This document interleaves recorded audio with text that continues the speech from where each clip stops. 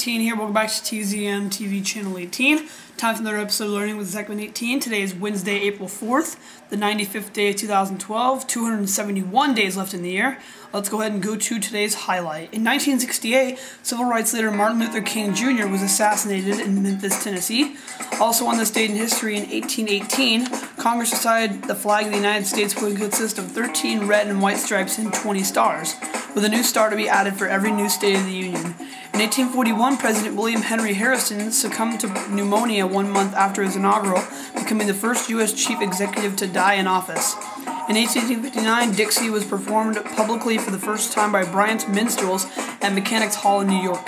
In 1933, the Navy airship USS Akron crashed in severe weather off the New Jersey coast with the loss of 73 lives. In 1949, 12 nations, including the United States, signed the North Atlantic Treaty in Washington, D.C. In 1960, Elvis Presley recorded Are You Lonesome Tonight in Nashville, Tennessee for RCA Victor.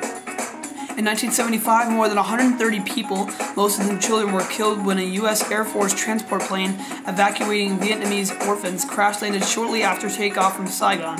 And finally, in 1981, Henry Cisneros became the first Hispanic elected mayor of a major U.S. city, San Antonio. Thanks, guys, for watching today's episode of Learning with Zekman 18. I'm Zekman 18, and I'll see you guys later.